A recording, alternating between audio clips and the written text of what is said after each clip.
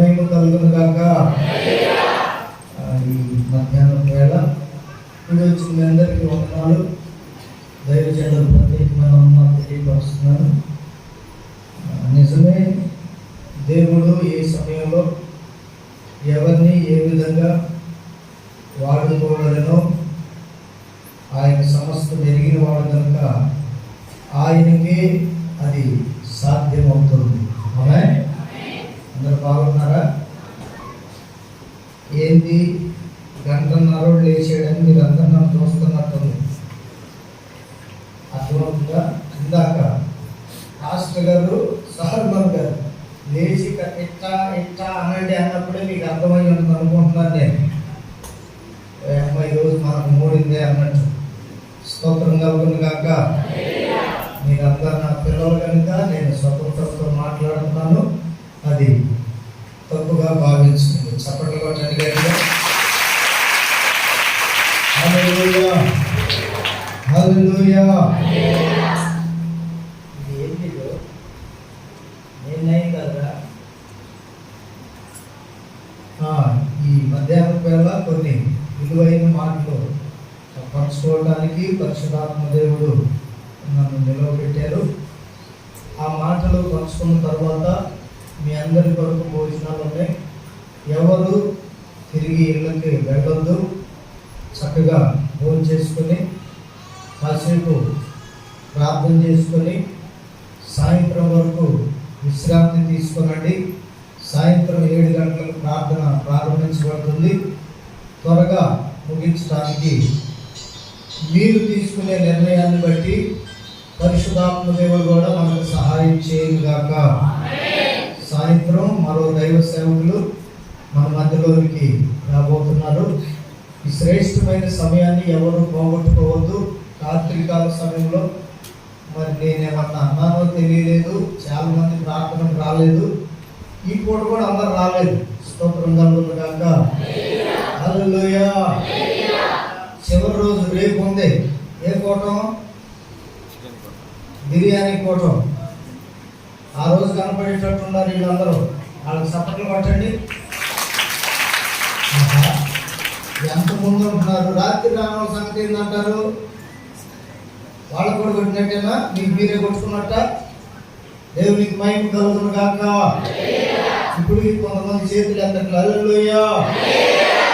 అయితే ఇందాక దైవ సేవకులు చెప్తూ బేతేలు అనగా సహవాసం అని, అబ్రహాము కలిగి ఉన్న సహవాసాన్ని బట్టి అబ్రహామును దేవుడు అన్ని విషయాల్లో ఆశీర్వదించాడని, ఈ రోజున విశ్వాసులు ఆశీర్వదించబడలేకపోవడానికి కారణం దేవునితో సహవాసం లేకపోవటమేనని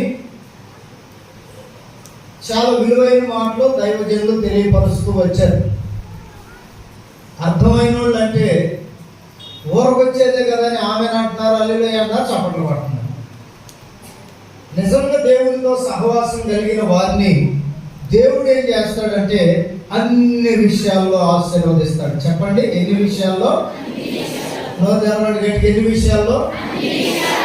ఈసారి నుంచి మాకు అప్పు ఉందని కానీ, రోగం ఉందని కానీ, ఇల్లు లేదని కానీ, పొలం పండలేదని కానీ, ఉద్యోగం లేదని కానీ, పిల్లలు మాటినట్లేదని కానీ, గర్భఫలం లేదని కానీ, చెప్పండి పెద్ద లిస్ట్ ఉంది. ఇవన్నీ లేవని ఎవరైనా వచ్చి నన్ను అడిగారనుకో, ఎవరితో సహవాసం లేనట్టు ఒప్పుకుంటున్నారా? యేసయ్యకి మహిమ కలుగును గాక. అందుకే దేవునితో మొదట సహవాసం చేయాలి. దైవ జనులతో మీ సహవాసాన్ని కొనసాగించాలి. ఎందుకంటే దైవ సేవకులు ఎప్పుడు మీతో ఉండరు. ఆదివారం మీ ఇంట్లో ప్రార్థనప్పుడు, మీ ఊర్లో ప్రార్థనప్పుడు, ఇటువంటి సందర్భాల్లోనూ దైవ సేవకులు మీతో ఉంటారు. కానీ ఎప్పుడు మనం సహవాసం చేయవలసింది మాత్రం మనల్ని రక్షించిన యేసయ్యతోనే. గట్టిగా చెప్పండి ఆమేన్, ఆమేన్. అందుకని ఆ నమ్మకత్వాన్ని దేవుడు చూసి అబ్రహాముని అన్ని విషయాల్లో దేవుడు ఆశీర్వదించాడు. మీ అప్పులు పోవాలంటే ఎవరితో సహవాసం చేయాలి? అందరు చెప్పట్లా? ఎవరితో? గర్భఫలం రావాలంటే, ఉద్యోగం కావాలంటే నేను ఒప్పించినట్టుంది బలవంతంగా లాయర్లాగా. దేవునికి మహిమ కలుగును గాక. అందుకని ఇక మీదట మన సహవాసం మార్చుకుందాం. బేతేలు అనుభవంలోకి వద్దాం. మన ఇంట్లోనే, మనం ఉన్న చోటే, దేవుని మందిరంలోనైనా బలిపీఠం కట్టడం నేర్చుకోవాలి. చప్పట్లతో. బలిపీఠపు అనుభవాలు కలిగి ఉంటే ఈ మోకాళ్ళ దగ్గరంట కాయలు కాస్తాయంట. ఏ పీఠం చెప్పాలి? ఏ పీఠం? మనకు అన్ని పీఠాలు తెలుసు కానీ బలిపీఠం తెలియదు. పూర్వ దినాల్లో ఉన్నటువంటి ఆ ప్రధాన యాజకులు వీళ్ళు కూడా అగ్రస్థానాలు కోరుకున్నారే కానీ మోకాళ్ళను పనిచేసినోళ్ళు కాదు. అందుకనే వాళ్ళ బ్రతుకులు అన్ని విషయాల్లో ఆశీర్వదించబడలేదు. నామకాత్మక స్థితిలోనే వారు ముగించబడ్డాయి వారి జీవితాలు. అందుకని ప్రవక్తలు అందరిలో కూడా బలిపీఠం కట్టిన ప్రవక్తలనే దేవుడు ఘనపరుస్తూ వచ్చాడు.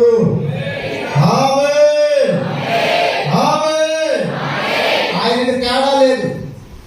నవ్విందని బలిపీఠం కట్టిన ఆయన భార్యనే దేవుడు హెచ్చరించాడు. బాబు ఏం పేరు? ఆ పేరు శారము తల్లిని హెచ్చరించాడు. ఇదిగో నేను కొడుకునిస్తానంటే నీ భార్య ఎందుకు నవ్వింది? ఆమె బలిపీఠం కట్టడం చేత కాదు, కొంపలు కొనసడమే తెలుసు అనుకుంటా. స్తోత్రం కలుగును గాక. ఎట్లాగంటారా? నేనేం తప్పు మాట్లాడలేదు, మీరు నన్ను చూడమాకండి. ఆ వచ్చింది నా దాసి ఉంది కదా హాగర్తో, నువ్వు ఆమె కన్నా పిల్లలు కలుగుతారేమో అంది. ఎవరు కొంప కూల్చుకుంది? మరి అదే. దేవునికి స్తోత్రం కలుగును గాక. హల్లెలూయా. అంత వినయం, అంత భక్తి మనకొద్దు. నాకు పిల్లలు లేదుగా, ఇంకో కారణం చేసుకుంటావా? ఈ శారం లాంటి మనసు. స్తోత్రం కలుగును గాక. అది నీ కొంపకి ఎసరవుతుంది. దిక్కులేని దానికి అవుతావు. పరిస్థితులన్నీ మారిపోతాయి. అందుకని మనం బలిపీఠం కట్టడం నేర్చుకుంటే స్తోత్రం కలుగును గాక. హల్లెలూయా. నువ్వు అన్ని విషయాల్లో దీవించబడబోతూ ఉన్నావు. నీవు కోరుకున్నది జరగబోతూ ఉంది. ఇంకా 2 కూడికలే ఉన్నాయి, రాత్రికి రేపు పొద్దున.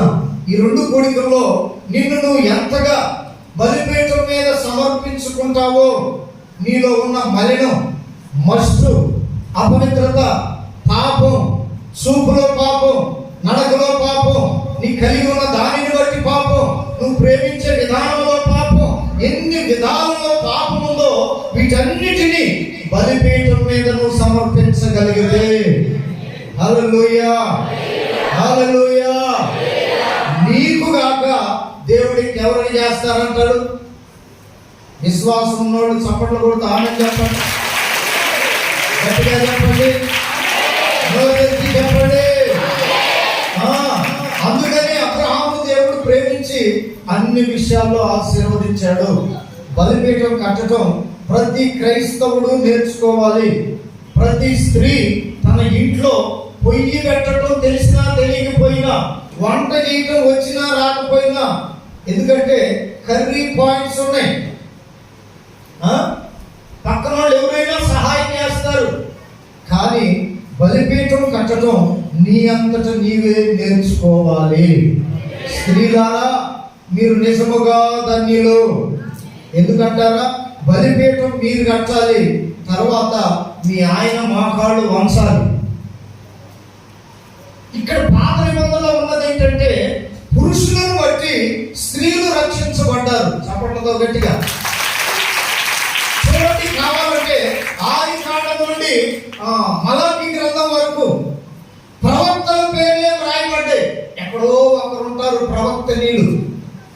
కారణం ఏమిటంటే, పురుషులను బట్టి స్త్రీలను దేవుడు రక్షించాడు, భార్య భర్తలను బట్టి పిల్లలను దేవుడు ఆశీర్వదించాడు.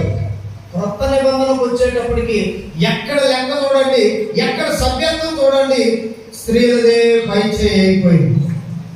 హల్లెలూయా. కేసులు పెట్టే వాళ్ళు కూడా స్త్రీలే. కొంపలు కూర్చుకునే వాళ్ళు కూడా స్త్రీలే. పిల్లలు పాడు చేసే వాళ్ళు కూడా ఏ డిపార్ట్మెంట్ అన్నా కానివ్వండి, ప్రతి డిపార్ట్మెంట్లో మీదే పై చేయబడింది. మా వాళ్ళు ఏం చేస్తారో చెప్పమంటారా? ఏం చేయమంట? ఇది తెమ్మంటావా, అది చేయమంటావా? ఎందుకు? అది ఒక పెద్ద ఏసు రక్తమే జయం. నేను చెప్పకూడదు, మీరు వినకూడదు.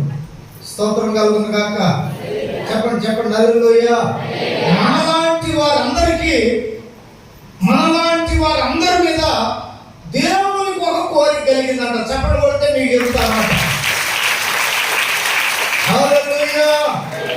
సహజంగా భార్య భర్తను కోరుతుంది ఏదైనా కోరిక, లేదా భర్త భార్యను కోరుతాడు ఏదైనా కోరిక, పిల్లలు తల్లిదండ్రులు అడుగుతారు ఏదైనా. కానీ ఇక్కడ విడ్డూరం ఏమిటంటే దేవుడే ఆయనను ప్రేమించిన వారిని ఒక కోరిక అడుగుతున్నారు. చెప్పమంటారా? అది చూడ మాకండి, ఆపమంటే ఆపుతా. చెప్పమంటారా? దేవుని కోరిక ఎట్లా ఉంటుంది? అసలు దేవుడు ఏం కోరిక కోరాడు? ఇప్పుడు కనుక మీరు ఆ మాట వింటే అది అంటారు చూడండి, దిమ్మ తిరిగి అది దైద్దంట. అది అవ్వాలి ఇప్పుడు యేసు నామములో. మీకా గ్రంథం 6వ అధ్యాయం 8వ వాక్యం ఒకసారి చూడండి. ప్రవక్త అయిన మీకా రాసిన గ్రంథం 6వ అధ్యాయం 8వ వాక్యం. త్వరగా దేవుని కోరికను అలనాడు ప్రవక్త అయిన మీకా ద్వారా దేవుడు తెలియపరుస్తున్నాడు. ఈ మధ్యాహ్నపు వేళ ఆయన దాసుడైన నా ద్వారా మీకు తెలియపరుస్తూ ఉన్నాడు. హల్లెలూయా. చదవండి మీకా గ్రంథం 6వ అధ్యాయం 8వ వాక్యం. ఇదిగో చూడండి, ఇక్కడ మొదట్లోనే ఆయన పెద్ద ప్రశ్న వేశాడు. ఏమంటున్నాడు? ఇటు వినాలి జాగ్రత్తగా. ఏమంటున్నాడు? మీలో కొంతమంది కాదనుకుంటే అందరూ చెప్పట్లేదు. ఏమంటున్నాడు ఆయన? మనుషులైన వారికి ఓ ప్రవచనం, ఓ దేవుని మాట తెలియపరుస్తున్నాడు. మనుషుడా, ఏది ఉత్తమమో అది నీకు తెలియజేయబడి ఉన్నది. ఆమేన్. ఇప్పుడు కూర్చున్న మనందరిలో ఒక్కొక్కళ్ళు యేసు ప్రభువుని నమ్ముకొని ఎన్ని సంవత్సరాలు అవుతుందంటే 10 సంవత్సరాలు పై మాటే. చప్పట్లు కొట్టండి అందరూ. ఆయన బాధ ఏమిటంటే ఏది ఉత్తమమైనదో 10 సంవత్సరాల నుంచి నేను నీకు చెబుతూనే ఉన్నాను. హల్లెలూయా. నేను ఇక్కడికి వచ్చి 24 సంవత్సరాలు, 24 సంవత్సరాల నుండి ఏది ఉత్తమమైనదో మనుషుడా నీకు తెలియపరచబడి ఉన్నది. ఆమె పలుకుతారా? గట్టిగా చెప్తారా?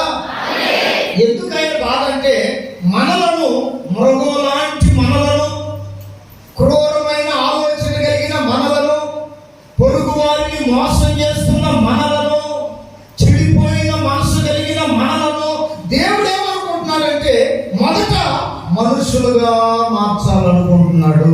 హల్లెలూయా. అందుకే ఆయన ఏం చెప్పాడంటే ఉత్తమమైనది. చెప్పండి, నోరు తెరిచి చెప్పేవాడిది. ఉత్తమమైనది అంటే శ్రేష్టమైనది, మంచిది, యోగ్యమైనది, మనకు అవసరమైనది, శరీరానికి ఆరోగ్యకరమైనది, మన బ్రతుకులకు వెలుగునిచ్చేది. ఉత్తమమైనది అంటే అది. గత 24 సంవత్సరాల నుంచి దేవుని మందిరంలోను, ఆయా ప్రాంత సభల్లోనూ అనేక మంది దైవ సేవకుల ద్వారా ఉత్తమమైన దాన్ని దేవుడు తెలియపరుస్తూనే ఉన్నాడు. హల్లెలూయా. అది ఇప్పుడు మరొకసారి ఆయన జ్ఞాపకం చేస్తున్నాడు. ఏమిటి ఉత్తమమైనదంటే అక్కడ ఉండే చూడండి 3 మాటలు. ఏంటట? అందరు నోరు తెరిచి చెప్పండి. అర్థం చదువుతుంది, చదువమా? నోరు తెరిచి చెప్పండి. ఎట్లాగంట? న్యాయముగా నడుచుకొనుటయు. రెండోది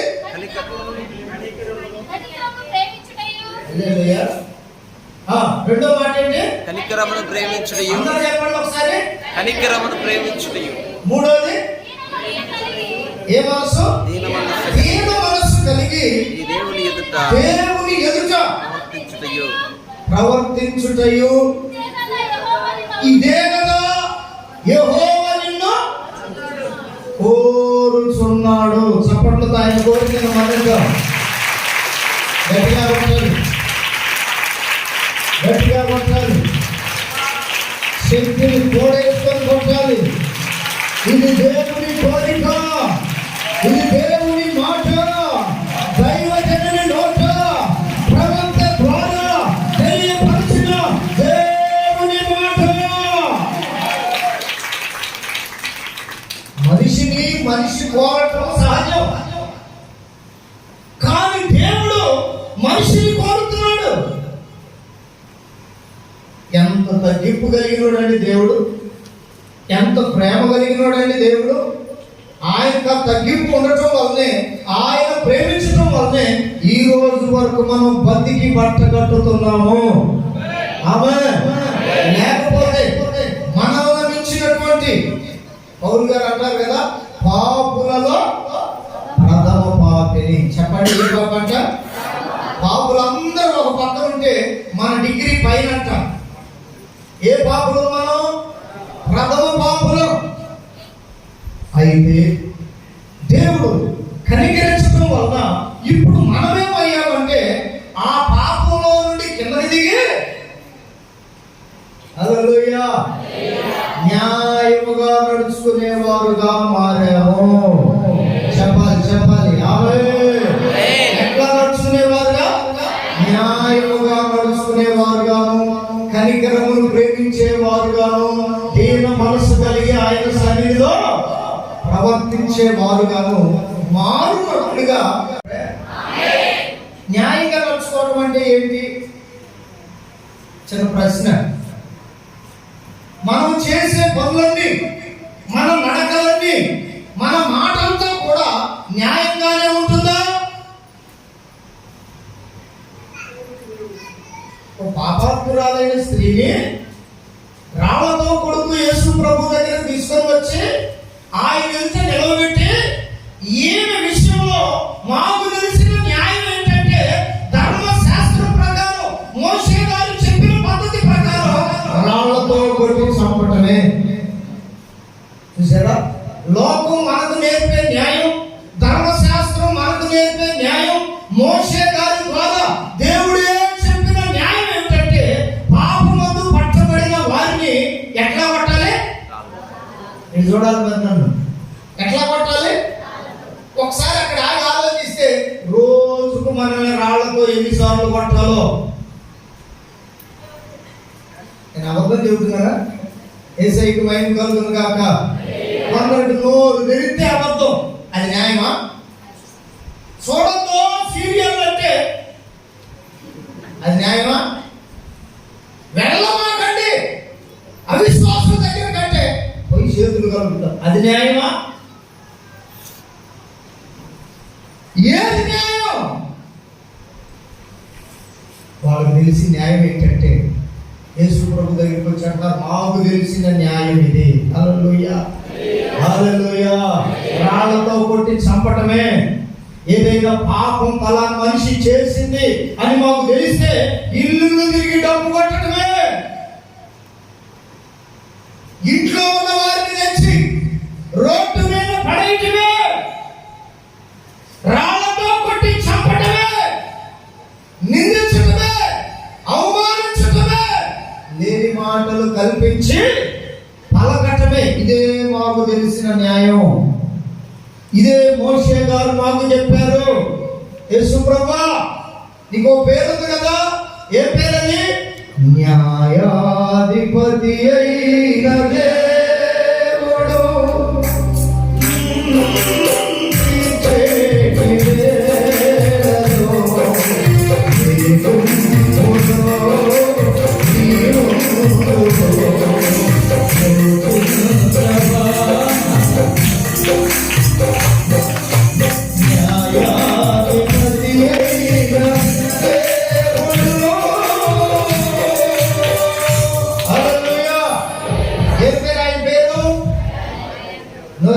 ఏ పేరు ఆయన పేరు? న్యాయాధిపతి. అందరూ చెప్పండి. ఈ న్యాయాధిపతి ఈయన అమ్మకు మునిపే న్యాయాధిపతులను దేవుడు ఎన్నుకున్నాడు. వారిలో యెహోషువ ఉన్నాడు, వారిలో కాలేబు ఉన్నాడు, వారిలో సంసోను ఉన్నాడు. చాలా మంది న్యాయాధిపతుల్ని ఆయన కంటే ముందుగానే న్యాయాధిపతులైన మనుషులుగా మార్చాలని దేవుడు చూస్తే, ఈ మోషే గారి ధర్మశాస్త్రం ప్రకారమే ఈ న్యాయాధిపతులు నడిచారు. అప్పుడు దేవుడు ఏం చేశాడంటే, మనుషులకి ఏది అప్పచెప్పినా, మనుషులకి ఏది ఇచ్చినా ఉపయోగించుకోవడం కానీ దాని ప్రకారం నడవటం కానీ తెలియట్లేదు. ఇప్పుడు నేనే న్యాయాధిపతిగా వెళతాను. హల్లెలూయా. ఆయన న్యాయాధిపతిగా వస్తే ఆ న్యాయాధిపతి ఎదుట ఈయనను తీసుకెళ్లి నిలబెట్టి ఇప్పుడు అంటున్నాడు, మీరు చెప్పే న్యాయం ఏమిటో చెప్పండి. వాళ్ళు అడిగిన ప్రశ్నకి దేవుడు చెప్పిన న్యాయమైన తీర్పు ఏంటో చెప్పమంటారా? తల వంచి నేల మీద ఏదో వ్రాయించుండెను. దేవుని న్యాయాన్ని చెబుతాను, ఒకసారి వినండి. నేల మీద ఏదో వ్రాయించుండెను. ఏమి రాశాడు ఆయన అంటే, అతడేడి. చెప్పండి, ఎవరు కావాలి ఇప్పుడు యేసయ్యకి? పాపం చేసినోడు ఇద్దరు అవ్వాలి కదా, ఒక్కళ్ళు కాదు కదా. అబద్ధం మాట్లాడానికి ఒకళ్ళు చాలు, అవును ఒక్కరు చాలు. ఎవడే దొంగతనం చేయడానికి ఒక్కళ్ళు చాలు. ఏ పని చేయాలన్నా ఒకరితో సరిపోతుంది. కానీ డబల్ గేమ్ లేక డబల్ ఇద్దరు కలిసి చేసేది ఏదైనా ఉందంటే అది పాపమే. ఇప్పుడు న్యాయం అడిగారు కదా, న్యాయం చెబుతున్నాడు దేవుడు. అతడేడి సినన, అతడేడి అన్న వెంటనే ఒకడు మొక్క ఒకడు చూస్తున్నారు. మీరు చూసుకుంటున్నారు చూడండి. ఇప్పుడు దేవునికి స్తోత్రంగా ఉంటుంది కాక ఒకరికొకడు వందనాలు చెప్పుకోండి. ఏందన్నా సీరియస్గా చూస్తున్నారు? దండం కాదు, వందనాలు. షేక్ హ్యాండ్ ఇచ్చుకోండి.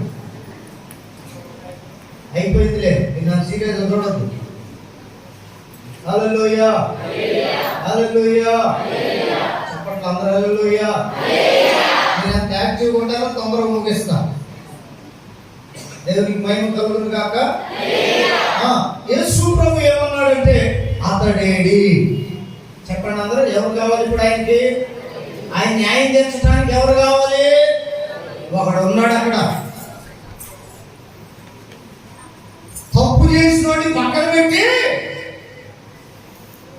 ఈయనొక్కటే చేసింది తప్పు, ఈయనొక్కడే చేసాడు తప్పు, వాళ్ళ అమ్మాయే చేసింది తప్పు, వాళ్ళ అబ్బాయే చేసాడు తప్పు, మేమందరం ఎవరివి?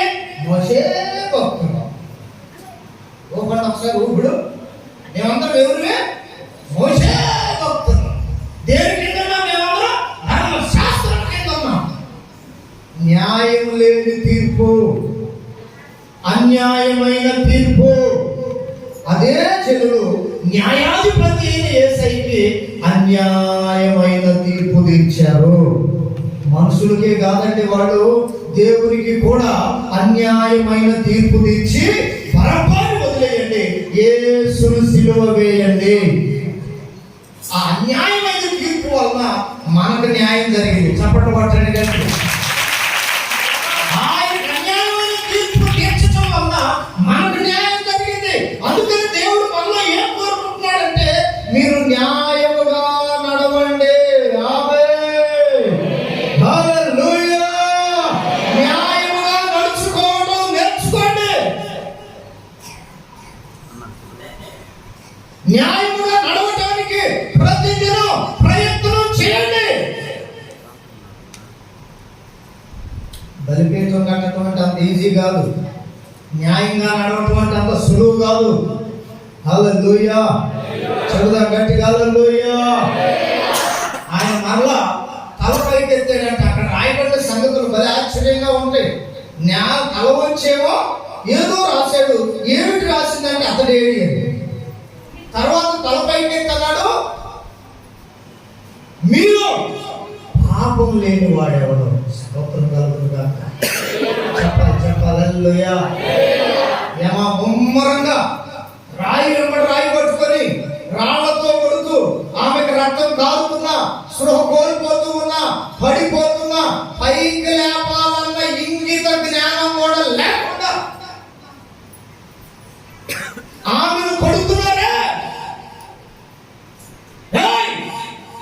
ఎవరిచ్చాడు అధికారం అని యేసయ్య అన్నాడు. న్యాయాధిపతి మీలో పాపము లేని వాడెవరో అంటున్నారు. మీలో పాపము లేని వాడు ఎవడో వారు ఆమె మీద చప్పట్లు కొట్టాడు గట్టి. ఒకవేళ ఇక్కడ కూర్చున్న మీలో లేచి దగ్గర నుండి మోసే పాస్టర్ గారు ధర్మశాస్త్రం మా భక్తి హల్లెలూయా అది ఒకవేళ ఆలోచన చేస్తూ ఉంటే యేసయ్య న్యాయం ఎట్లా ఉంటుందో తెలుసా? ఈ లోకంలో ఉండే న్యాయం ఏమో పాపం చేసినోడే ఎదుటోడు పాపి పాపి పాపి అంటున్నారు.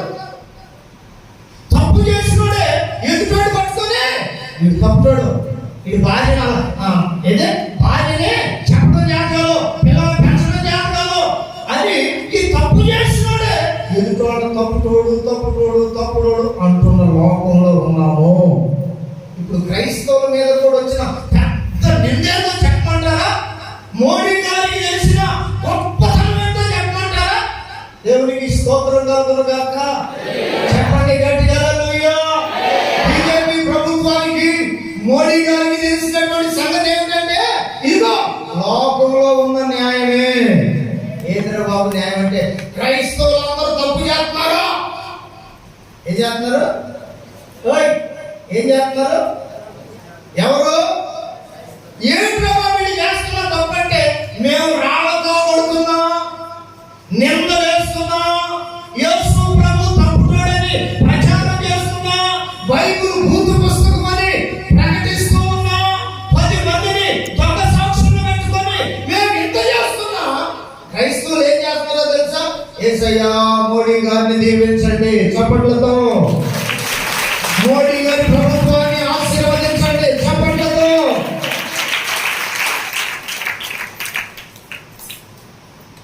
ఇది వారికి తప్పులాగా కనిపిస్తుంది, మంచిలాగా కనిపించట్లేదు. యేసయ్య ఎప్పుడో తలపైకి అన్నాడు మీలో పాపము లేని వాడెవడో. హల్లెలూయా. గవర్నర్ మొదలుకొని ప్రధానమంత్రి మొదలుకొని సీఎంలు వారిలో ఉన్న మంత్రి వర్గాన్ని అంతటినీ ఏదో ఒక రోజు ప్రభు అనుకోతున్నాడు మీలో పాపము లేని వాడెవడో. క్రైస్తవుడి మీద మొదటి రాయి వేయమంటే హల్లెలూయా. లాక్కున్న భూములు, సంపాదించుకున్న డబ్బులు, కొనుక్కున్న బంగారం ఇవన్నీ వాళ్ళ గుర్తొచ్చి ప్రభువా ఈ లోక దేవతలన్నీ ఆయన ఉన్నారా, ఈ లోక దేవతలన్నీ ఆయన ఉన్నారా,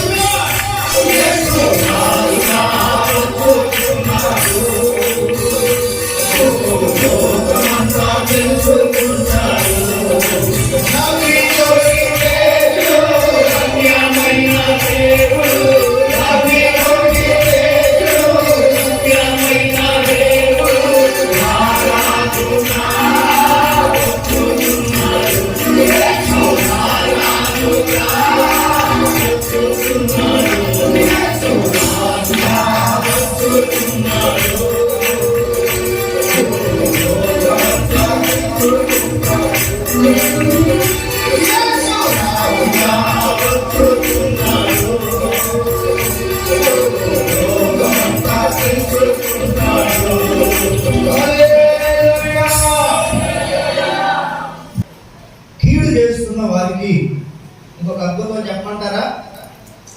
ఎవరైతే క్రైస్తవంలోనికి వెళ్ళారో పొలంతో పనిలేదు, ఎస్సీయా, ఎస్టీయా, బీసీయా, ఓసీయా, మైనార్టీయా, ఎవరు ఏ సంబంధం లేదు, ఏ కులమైనా నువ్వు ఏ మతమైనా క్రైస్తవుడివి, ప్రార్థనకి వెళ్ళే వ్యక్తివి అని తెలిస్తే చాలంట. చంద్రబాబు గారు ముందే కట్ చేసాడు పథకాలు, మోడీ గారు కట్ చేయకముందే. స్తోత్రం కలుగును గాక. హల్లెలూయా. హల్లెలూయా. పొగుడుతుంది అర్థం కావట్లేదు, తెలిసింది అర్థం కావట్లేదు మీకు. మోడీ గారు కట్ చేయకముందే ఈయన అన్ని పథకాలు కట్ చేసి కూర్చున్నాడు. త్వరలో జరగబోయేది అదేనట, ఎస్సీలకే వర్తిస్తాయంట పథకాలు, క్రైస్తవులకు కాదు. ఆమేన్ చెప్పండి, చెప్పండి ఆమేన్. త్వరలో రాబోతుంది కొత్త చట్టం, గొప్ప మార్పులు జరగబోతున్నాయి. అటువంటి సమయంలో మనం ఏం చేయాలో తెలుసా? న్యాయంగా నడుచుకోవాలి. పలకండి గట్టిగా, చెప్పండి గట్టిగా, గట్టిగా పలుకు. ఏంటి న్యాయంగా నడుచుకోవడం అంటే? ఓ భయంకరమైన తీర్పు బబులోనులో ప్రారంభించబడింది. ఎవరైనా కానీ నెబుకద్నెజరు పెట్టించిన విగ్రహానికి కాక ఇంకెవరికి మొక్కకూడదు అనే ఓ శాసనం అప్పుడు వచ్చింది, ఇప్పుడు రాబోతూ ఉంది.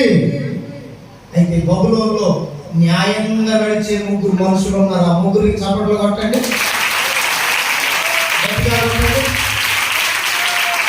న్యాయంగా నడిచే 3 మనుషులు ఉన్నారు. అంత రాజ్యంలో గొప్ప సామ్రాజ్యం బబులోను అనేది. అంత రాజ్యంలో ఎంతమంది ఉన్నారు న్యాయంగా నడిచే వాళ్ళు? మీరు ఎంతమంది? దాంట్లో మీరుండాలని దేవుడు కోరుకుంటున్నాడు. మన భారతదేశ జనాభాలో, బబులోనులో కాదు, భారతదేశ జనాభాలో ఉన్నటువంటి న్యాయంగా నడిచే వాళ్ళు మీరందరూ ఉండాలని దేవుడు కోరుకుంటున్నాడు. అందుకే ఈ మీటింగ్స్ కొట్టు గట్టిగా చెప్పట్లు. యేసయ్యకు మహిమ కలుగును గాక. 3 మనుషులుంటే వాళ్ళు ఏమంటున్నారో తెలుసా?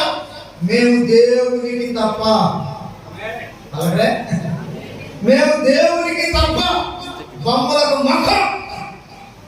ఎవరంటే వాళ్ళు చెప్పిన మాట విను. మా దేవుడు చెప్పిన మాటే మేము వింటాం. రే అగ్నిగుండం మండుతుందిరా, గంధకాలు పోసారురా, అయినా పర్వాలా వీళ్ళకి ఎట్లా చెప్పిన మాట లేదని రాజు చెప్పి రాజు చేత చెప్పించాలని అక్కడ పిలిపించారు. అక్కడికి పిలిపిస్తే వీళ్ళు 3 వెళ్ళి చేతులు కట్టుకుని నిలబడ్డారు. రాజా నీకు సాష్టాంగ నమస్కారం అని రాజును గౌరవించారు. ఎందుకంటే దేవుని చేత ఎన్నుకొనబడిన వారని. దేవునికి మహిమ కలుగును గాక. రాజును గౌరవించారు. మీ గురించి నేను విన్న మాట నిజమేనా? ఏం విన్నావయ్యా?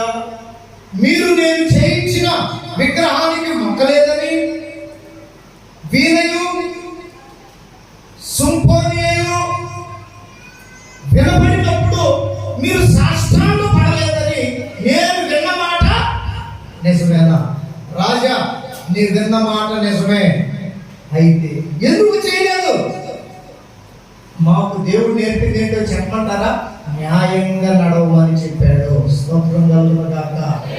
పెద్దల్ని గౌరవించమని చెప్పాడు. హల్లెలూయా. రాజులకు లోబడమని చెప్పాడు.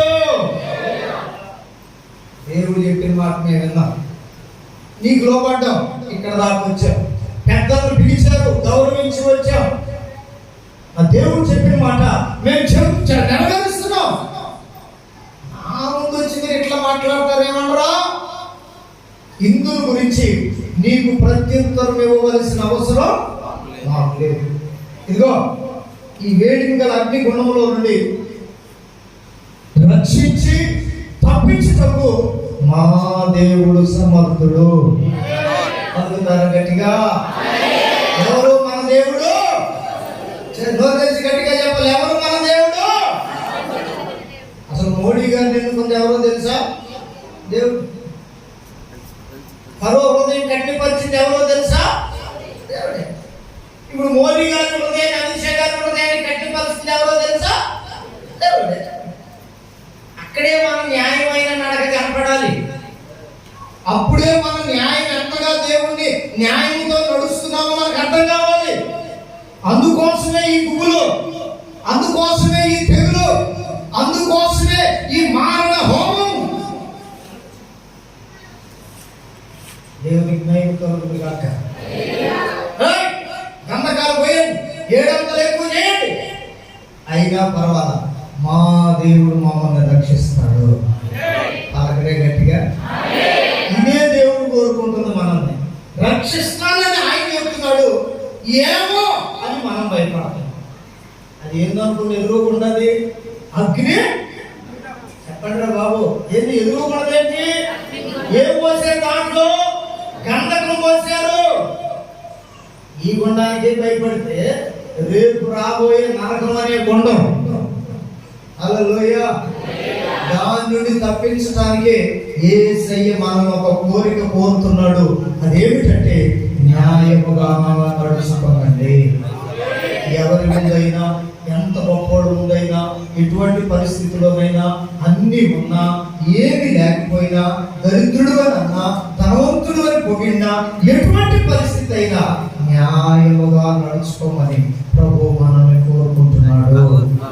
ఇది ఉత్తమమైనది, మనం చేసే భక్తిలో ఉత్తమమైనది.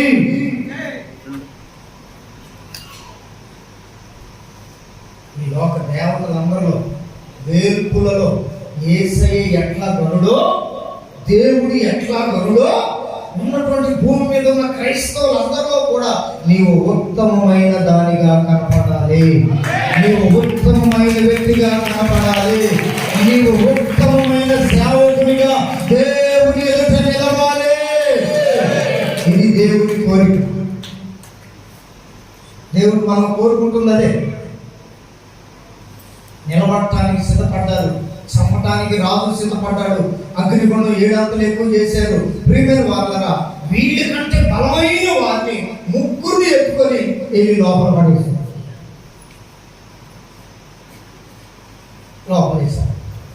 లోపలేస్తే అగ్నికి దేవుడు ఏం చెప్పాడో తెలుసా? లోపల పడ్డ వాళ్ళని కాల్చొద్దు, వాళ్ళని వేసేదే పగబట్టి కుట్రాపుని వాళ్ళు ఏదేదో అనుకుని వాళ్ళని వేసేదే లోపల, వాళ్ళని వెళ్ళి కాల్చు అగ్ని అన్నాడు దేవుడు. అంటే ఆమె అగ్ని గంధకాలు ఎవరి కోసం సిద్ధపరచబడ్డాయి అంటే ఇసిరేసిన వాళ్ళ కోసం. చప్పలు కొట్టండి గట్టిగా. కంగారు పడద్దు, తొందర పడద్దు. ఏదన్నా శ్రమ కలిగినా, బాధ వచ్చినా, వ్యాధులు వచ్చినా అధికారుల ద్వారా మీ రేషన్ కార్డు తీసేస్తాం, మీ పథకాలు తీసేస్తాం, మీరే భయపడాల్సిన పని లేదు. తమది కాని దేశంలో మీరు ఏ విధముగా న్యాయముగా నడుచుకున్నారు. వారిని దేవుడు రక్షించాడా, భక్షించాడా? అందరు చెప్పట్లా. ఏం చేశాడు దేవుడు? మరి వాళ్ళనే రక్షించిన దేవుడు మరి నిన్నేం చేస్తాడు? మరి మన డౌట్ ఏందంటారు? మన బ్రతుకు ఏందంటారు? మన నడక ఏందంటారు? నువ్వు నడిచే నడకలో, నువ్వు చేసే ప్రాంతంలో, నువ్వు ప్రేమిస్తున్న ప్రేమలో, నువ్వు నడుస్తున్నటువంటి ప్రతి కార్యంలో న్యాయం ఉన్నదా? ఇదే కదా దేవుడు నిన్ను కోరుకుంటున్నాడు. స్తోత్రం కలుగును గాక. న్యాయం ఉండమని కదా దేవుడు కోరుకుంటున్నాడు. అయితే దేవుడు బిడ్డలారా, అగ్ని గంధకాలు వేశారు. లోపల ఏదో కలిసి ఇంకొకరు తిరుగుతున్నారు. స్తోత్రం కలుగును గాక. నిజమైన న్యాయంగా నడిచే వాళ్ళ దగ్గరికి న్యాయాధిపతి అయిన దేవుడు తన దూతలను పంపిస్తాడు. లేదంటే ఆయనే దిగి వస్తాడు.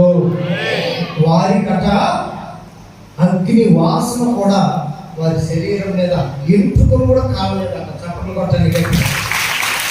గొప్పవాడు దేవుడు, దేవుడు గొప్పవాడు, దేవుడు గొప్పవాడు. మోడీ గారి కంటే గొప్పవాడు, అమిత్ షా గారి కంటే గొప్పవాడు, అధికారుల కంటే గొప్పవాడు, బెదిరిస్తున్న వాళ్ళ కంటే గొప్పవాడు, నీ మీద అన్యాయ సాక్ష్యం పలుకుతున్న వాళ్ళ కంటే గొప్పవాడు. ఆయన పేరు న్యాయాధిపతి. ఇదే కదా దేవుడు నిన్ను కోరుచున్నాడు. అడుగుచున్నాడు.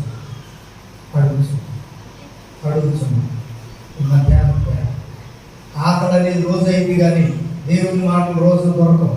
స్తోత్రం కలుగును గాక. చెప్పండి గట్టిగా హల్లెలూయా. నీకు ముందున్న దినాలు శ్రమల కాలం అని దేవుడు జ్ఞాపకం చేస్తున్నాడు. శ్రమల కాలంలో అరే టెంట్ పడిపోయింది పొయ్యిలో పడింది. చప్పట్లు కొట్టండి గట్టిగా, గట్టిగా కొట్టాలి. మీకోసంగా దేవుడు ఏం చేస్తున్నారో తెలియదు. వారు ఒంటరిగా బుద్ధి లేదని పొయ్యిలో పడింది. అదియా స్తోత్రం కలుగును గాక. చెప్పండి గట్టిగా హల్లెలూయా. శ్రేష్టమైన మాటల ద్వారా ఒకరిని ఒకరు మనం ఏం చేయాలంటే ఆదరించుకోవాలి. మన దేవుడు ఎవరంటే శద్రకు, మన దేవుడు ఎవరంటే మెషకు, మన దేవుడు ఎవరంటే అబేద్నెగో, మన దేవుడు ఎవరంటే మండుచున్న వేడిమి గల అగ్ని గుండములో నుండి తప్పించి రక్షించుటకు సమర్థుడు.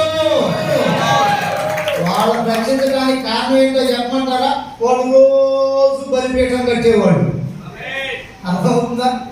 ఏం కట్టాలి? వాళ్ళు ఏం కట్టారు? రోజునకు ముమ్మారు యెరూషలేము తట్టు వారి గది కిటికీలు తెచ్చి పరమందున్న దేవునికి ప్రార్థన చేసేవాడు. బలిపీఠం మానలేదు. అందుకని దేవుడు వారిని ఏం చేశాడంటే అబ్రహామునేమో ఆశీర్వదించాడు, వీరినేమో రక్షించాడు. స్తోత్రం కలుగును గాక. ఇదే కదా అబ్రహామును కోరిన, శద్రకు మేషకు అబేద్నెగోను కోరిన, ఇప్పుడు మనము కోరుతున్నాం. ఇదే కదా దేవుడు మనం కోరుతుంది, న్యాయముగా నడుచుకొనుడి. చెప్పాలి గట్టిగా ఆమేన్.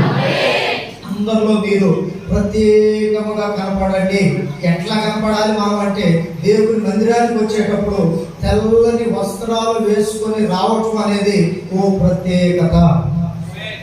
చెప్పే మీ దాకా వచ్చేలేక ఇప్పుడు కాస్త వేడెక్కినట్టుంది వాతావరణం. ఆమె కూడా చెప్పట్లే. ఆమె అందరూ రంగు గుడ్లు వేసుకొని జిగేలు వేసుకొని సినిమా యాక్టర్లాగా, సినిమా హీరోలాగా ఎక్కడికంటే అక్కడ తిరుగుతుంటే నా బిడ్డలారా, నా భక్తులారా, ఏమిరా మీ వైభవము? నేను ఇయటం, మీరు కట్టుకోవటం, మీరు అలంకరించుకోవటం. ఎక్కడ వైకుంఠంలో కూడా రంప ఊర్వశి మేరకు ఇట్లా వేసుకొని వస్తారా?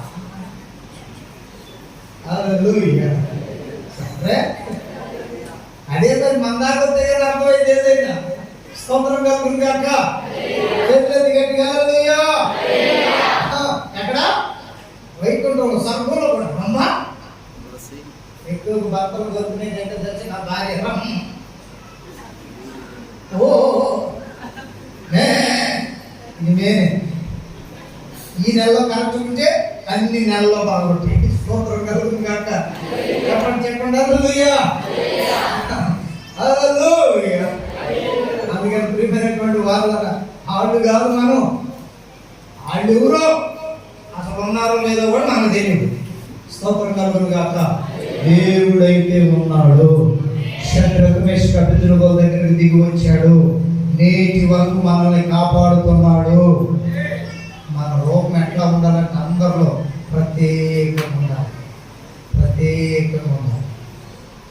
దేనికి సేవకులు కానీ చాలా మంది ఏంటంటే టీవీలో చూడట్లా, ఒక్కొక్క సేవకురాలు కట్టే చీర, వేసే నగలు, ఏమిడే చెప్పే మాటలకి అసలు సంబంధమే ఉండదు. స్తోత్రం కలుగును గాక. బట్టలు ఒక టైపు, మేకప్ ఇంకొక టైపు, చెప్పే మాటలు మాత్రం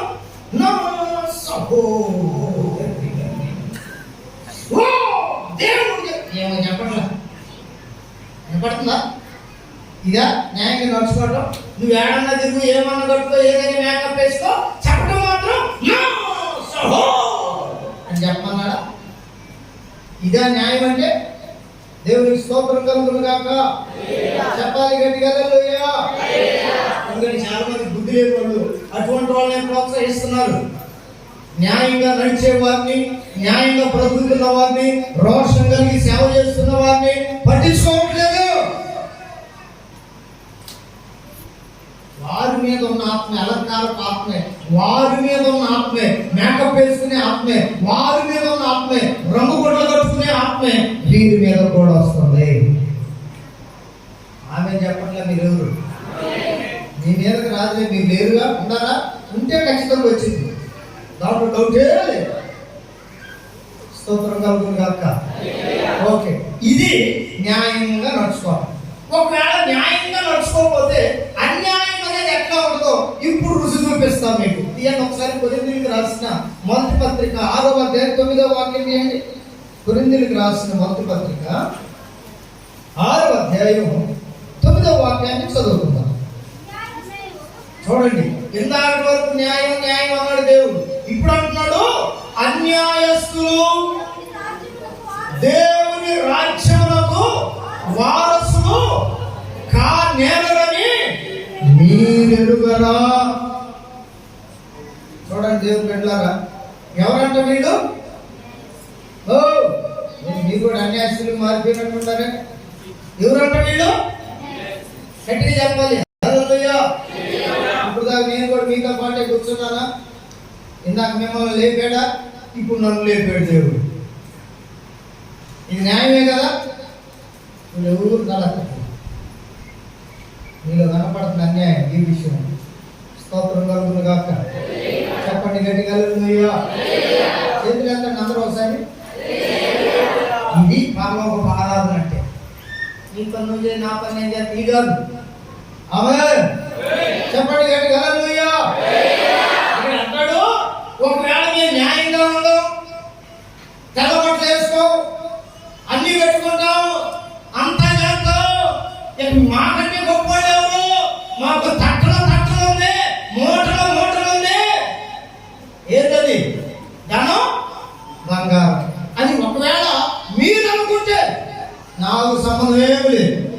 అటువంటి వారి గురించి దేవుని వాక్యం చెప్పేది ఏంటంటే, వారిలో కొన్ని చెడ్డ లక్షణాలు కనపడతాయి అంట. అన్యాయస్తులైన వారిలో చదవడం మాట. ఇప్పుడు అన్యాయస్తులైన వారు దేవుని రాజ్యమునకు వారసులు కానేరని కూర్చున్న మీకు తెలియదా?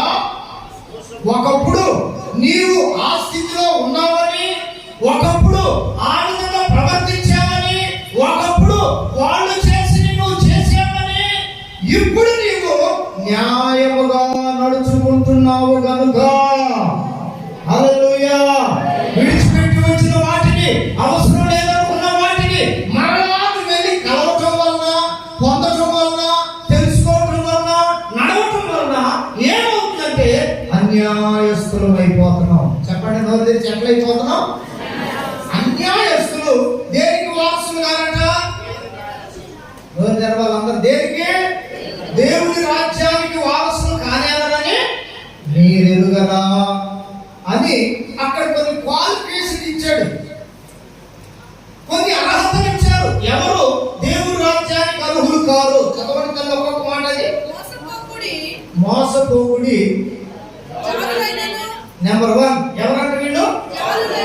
జారులైనను, విగ్రహారాధికులైనను, వ్యభిచారులైనను. అబ్బా, ఈ మాట చాలా కఠినంగా ఉంది. ఇప్పుడు దాకా విన్న మాటలో ఏ తనం?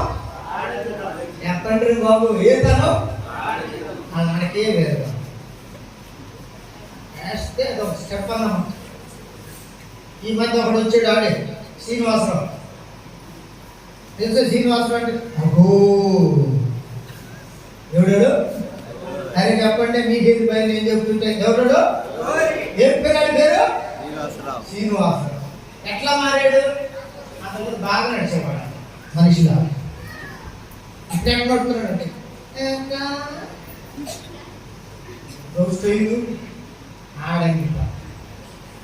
ఆడంగి కాదు. స్త్రీ స్త్రీలాగే ఉండాలి, పురుషుడు అలాగండి. నోరు తెరిచి పురుషుడు చుట్టూ నచ్చకూడదు, స్త్రీ. అందుకనే జడేసుకుంటున్నా, జడ కాదు మూడేయాలి. హల్లెలూయా. ఈ మహామేధావులు అన్న బలే చెప్పాడు. రాత్రి అయ్యగారు కూడా చెప్పారు, నాకు తీస్తారు ఏమని? నీకు బంగారంతో పొరుగుతా. చెప్పండి, దేంతో? అనుకుని ఉంటారు పాపం అక్కోడు. రాత్రి ప్రాక్టీస్ అన్న భలే మంచిగా చెప్పాడు. ఎంత పొందుతాడట? మరి ఏమన్నా మెడలోనే వేసుకున్నావు, చేతులకే వేసుకున్నావు, కాళ్ళకే వేసుకున్నావు, దేవుడు ఏం చేస్తానన్నాడు? విగ్రహం మొత్తం బంగారమే. నిగ్రహం లేని దేవునికి స్తోత్రం కలుగును గాక. హల్లెలూయా. అది దేనికంటే పొదుగుతానంది దేవుడు మొత్తం పొదుగుతానంది దేనికంటే సూప్ మారుతాడు. అది వేసుకుంటున్నారు, నేను వేసుకోకపోతే వాళ్ళు దొరుకుతున్నారు, నేను ఈ కాదు.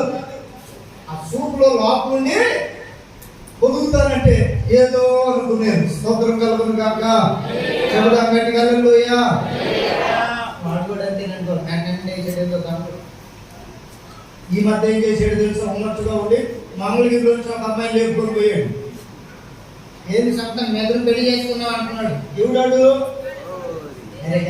ఎవడాడు? మీ భాషలో చెప్పాలంటే .5 వాడు, ట్రైన్లో తిరిగేవాడు. ఇన్ని రకాలుగా చెప్పాలంటే అటువంటి వాళ్ళకట దేవుని రాజ్యం లేదు. వీళ్ళేమంటున్నారు? నా నెత్తిని పెట్టు. ఏంటది? ఆడికే దిక్కులేక తిరుగుతుంటే ఆడి చేత నెత్తిని పెట్టించుకుంటే వీడు బాటంలెస్ పిట్, పాతాళం, అడుగులేని అగాధం ఉంది, నరకంలో ఒక భాగం. అక్కడికి వెళ్తారు. దేవునికి మహిమ కలుగును కాక చెప్పాలి గట్టిగా హల్లెలూయా. ఎక్కడంటే అక్కడికి వెళ్ళకూడదు. ఎవరి దగ్గర వాళ్ళ దగ్గర దీవెనలో తీసుకోకూడదు. ఏదంటే అది చేయకూడదు. దానిలో న్యాయం లేదు, అన్యాయం ఉంది. ఆడంగితనం న్యాయమైన పుట్టుక కాదు. కొందరు పుట్టుకతోనే నపుంసకులుగా పుడతారు. ఆ లెక్క వేరు. స్తోత్రం కలుగును గాక చెప్పండి గట్టిగా హల్లెలూయా, హల్లెలూయా. అందుకని ప్రియమైనటువంటి దేవుడు బిడ్డలారా కొంచెం జాగ్రత్తగా ఉండండి. ఆడంగితనము గలవారైనను, పురుష సంయోగులైనను, ఎవరంట?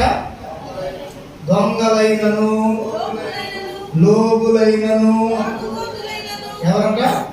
త్రాగుబోతులైనను, దోషకులైనను, దోచుకుని వారైనను కానేరరు. అదిగో ఇప్పుడు చెప్తున్నాడు మన గురించి. అక్కడ మీరు కొందరు ఒకప్పుడు అట్టివారైనది గాని, ఇక్కడ విలువైన మాటలు చూడండి. ప్రభు అయిన యేసుక్రీస్తు నామములో మన దేవుని ఆత్మయందును మీరు కడుగబడి పరిశుద్ధపరచబడిన వారై చప్పట్లతో దేవుని మహిమపరుద్దాం.